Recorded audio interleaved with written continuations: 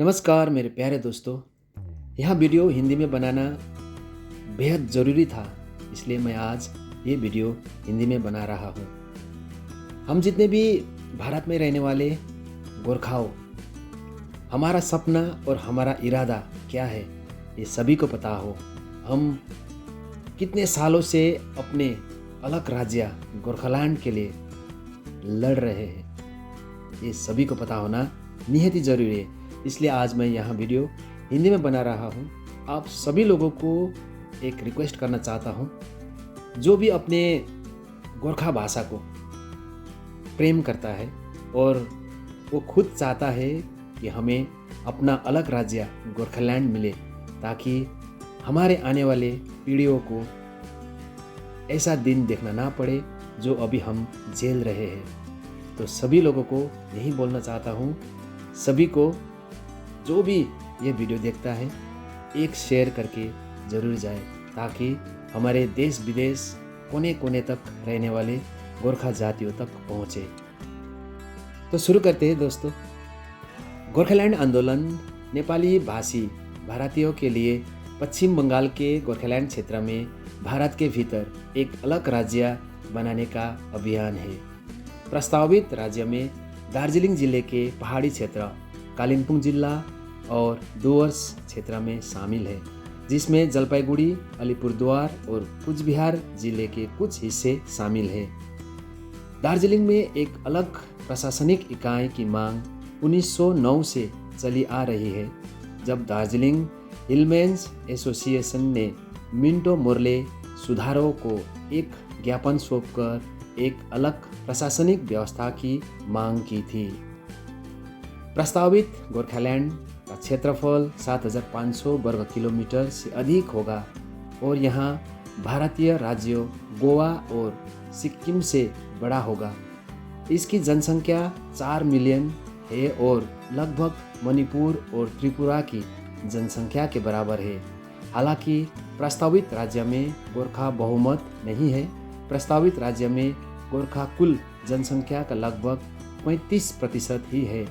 दार्जिलिंग जिले में नेपाली आबादी के 40% द्वारा नेपाली बोली जाती है, जबकि कालिम्पोंग जिले में जब यहाँ आबादी के 51% द्वारा बोली जाती है। डुवर्स और तराई क्षेत्र में लगभग 15 से 20% नेपाली को अपनी मातृभाषा बताया है। बाकी की आबादी राजवंशी 25%, आदिवासी 20%, बंगाली 15% और लगभग 5% अन्य टोटो, मेचे और बिहारी होंगे। अभी हम इतिहास को थोड़ा गौर करते हैं, गौर से सुनिएगा। और यह जानना हम सभी परिवार, जो भी गोरखा परिवार है, सभी को बेहद ज़रूरी है। यह इतिहास, हमारा गोरखालैंड का इतिहास जानना बहुत ज़रूरी है, तो गौर से सुनिएगा। 1980 के दशक में सुभाष घिसिंग ने भारत के भीतर गोरखालैंड नामक एक राज्य का निर्माण की मांग उठाई, जिसे दार्जिलिंग की पहाड़ियों और दार्जिलिंग से सटे डुवर्स और सिलीगुड़ी तराई के इलाकों को मिलाकर बनाया जाना था। गोरखा 1907 से पश्चिम बंगाल से अलग होने की मांग कर रहे हैं, इस आधार पर कि वे सांस्कृतिक जातीय रूप से पश्चिम बंगाल से अलग है। मांग ने हिंसक रूप ले लिया, जिसके कारण 1200 से अधिक लोग मारे गए। यहाँ हमारे गोरखा समाज में बहुत दुख की बात है।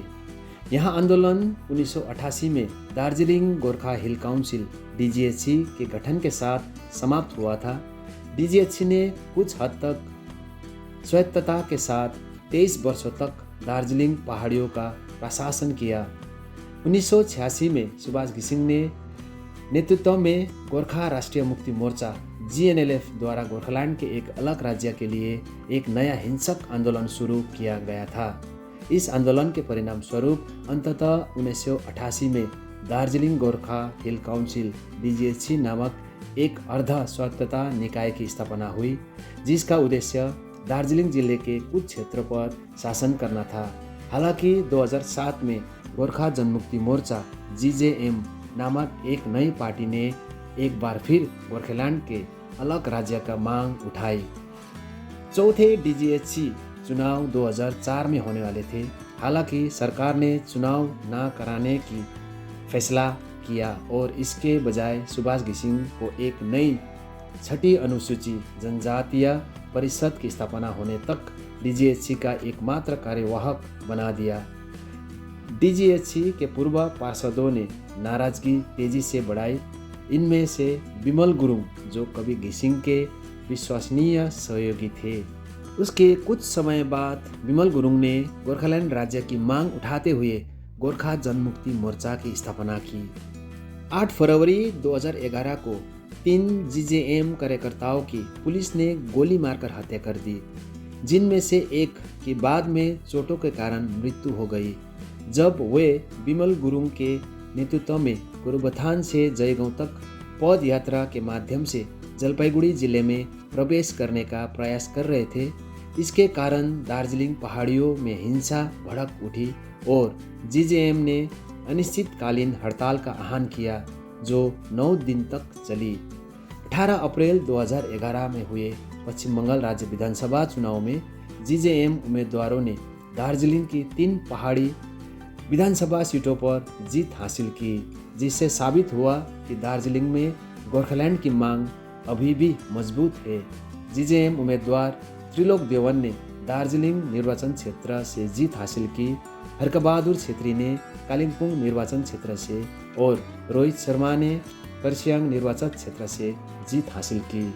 जीजेएम द्वारा समर्थित एक स्वतंत्र उम्मीदवार विल्सन चम्पामारी ने भी डुवर्स के कालचिनी निर्वाचन क्षेत्र से जीत हासिल की।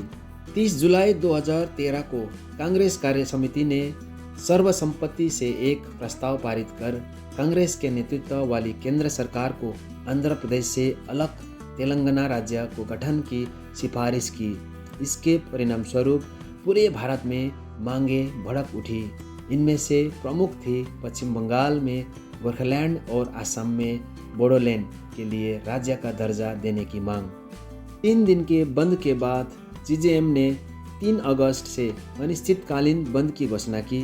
पृष्ठभूमि में बड़े पैमाने पर शांतिपूर्ण राजनीतिक विकास हुआ। पश्चिम बंगाल सरकार ने कलकत्ता उच्च न्यायालय के आदेश से लैस होकर बंद को अवैध घोषित किया। सरकार ने किसी भी हिंसक विरोध को दबाने और प्रमुख जीजेएम नेताओं और कार्यकर्ताओं को गिरफ्तार करने के लिए अर्धसैनिक बल की कुल 10 कंपनियों को भेजकर अपना रुख सख्त करने का फैसला किया। जवाब में जीजेएम ने विरोध का एक अनूठा रूप जनता बंद की घोषणा की, जिसमें बिना किसी धरना या बल प्रयोग के पहाड़ियों में लोगों की 13 और 14 अगस्त को स्वेच्छा से अंदर रहने के लिए कहा गया। यहाँ एक बड़ी सफलता थी और सरकार के लिए शर्मिंदगी साबित हुई। 16 अगस्त को दार्जिलिंग में गोरखा जनमुक्ति मोर्चा जीजेएम द्वारा बुलाई गई मैराथन सर्वदलीय बैठक के बाद गोर्खाल्यान्ड समर्थक दलों ने अनौपचारिक रूप से गोर्खाल्यान्ड संयुक्त कार्रवाई समिति का गठन किया। अभी देखते हैं 2017 का आंदोलन। जून और सितंबर 2017 के बीच दार्जिलिंग में एक और बड़ा आंदोलन हुआ। विरोध प्रदर्शन सबसे पहले तब शुरू हुआ जब 16 मई को पश्चिम बंगाल सरकार ने घोषणा की कि राज्य भर के सभी स्कूलों में बंगाली भाषा अनिवार्य विषय होगी। इसे गोरखा जनमुक्ति मोर्चा शासित क्षेत्र का द्वारा एक विदेशी संस्कृति को थोपने के रूप में देखा गया। जहां अधिकांश लोग नेपाली बोलते हैं, वहां पर यह मान्य नहीं होगा। शुरुआत में पुलिस ने आंदोलनकारियों के बीच कुछ झड़प हुई, कुछ मौके पर हड़तालें भी हुई। 15 जून को स्थिति और बिगड़ गया जब पुलिस ने एक जीजेएम के कार्यालय पर छापा मारा और वहां से दराती, कुदल, धनुष, तीर इत्यादि जब्त कर लिया। इसके बाद पुलिस और आंदोलनकारियों के बीच हिंसक झड़प हुई। इसके बाद जीजेएम ने अनिश्चितकालीन हड़ताल और क्षेत्र में बंद का आह्वान किया। दंगे, वाहनों, सरकारी दंपतियों और घरों जलाने के सहित हिंसा की व्यापक घटना हुई। इनमें से एक विरोध प्रदर्शन में दार्जिलिंग हिमालयन रेलवे को प्रदर्शनकारियों ने आग लगा दी। गोरखालैंड आंदोलन के समर्थक द्वारा नियमित रूप से बड़े पैमाने पर रैलियां निकाली गई। गोरखालैंड समर्थकों और सुरक्षाकर्मियों दोनों को कई चोटें आ गई। जब तक विरोध प्रदर्शन में कुल 11 लोग मारे न गए तब तक ये चलता ही रहा। बंद की अवधि के लिए क्षेत्र में इंटरनेट सेवाओं को भी सरकार ने निलंबित कर दिया गया था। 9 जुलाई को विरोध प्रदर्शन नई दिल्ली पहुंच गया। समर्थकों को राजघाट से जंतर मंतर तक मार्च निकाला। इसके बाद जीजेएम ने राज्य सरकार की बातचीत की पेशकश को ठुकरा दिया।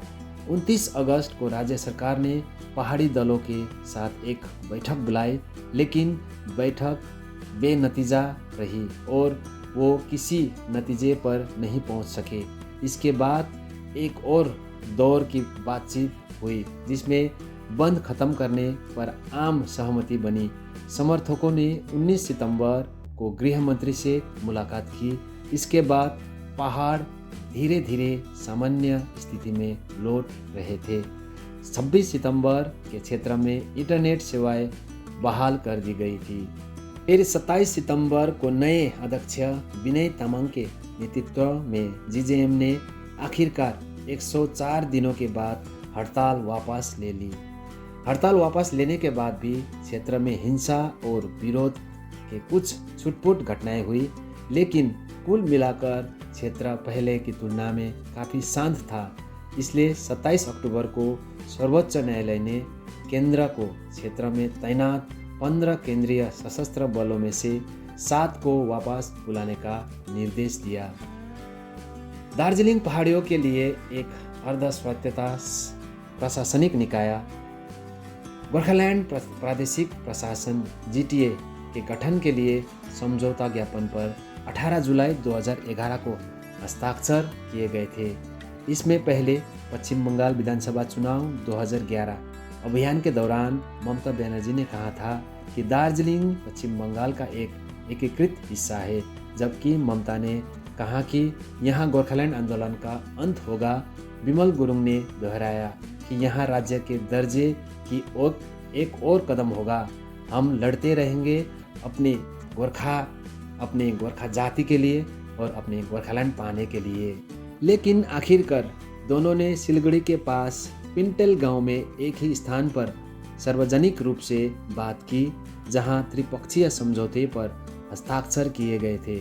जीटीए के निर्माण के लिए एक विधेयक 2 सितंबर 2011 को पश्चिम बंगाल विधानसभा में पारित किया गया था। पश्चिम बंगाल सरकार ने 14 मार्च 2012 को जीटीए अधिनियम के लिए एक राजपत्र अधिसूचना जारी की। 29 जुलाई 2012 को हुए जीटीए के चुनाव में जीजेएम के उम्मीदवार 17 निर्वाचन क्षेत्र से जीते और शेष 28 सीटें निर्विरोध जीते। लगभग 2 वर्षों के आंदोलन के बाद जीजेएम ने गोरखालैंड प्रादेशिक प्रशासन नामक एक अन्य स्वायत्तता निकाय की स्थापना पर भी सहमति व्यक्त की। तो दोस्तों, ये था हमारा अलग राज्य गोरखालैंड का संक्षिप्त इतिहास। इनमें और भी बहुत कुछ है, लेकिन मैंने थोड़ा इसका जो भी मेन पॉइंट है वही बताने की कोशिश की है।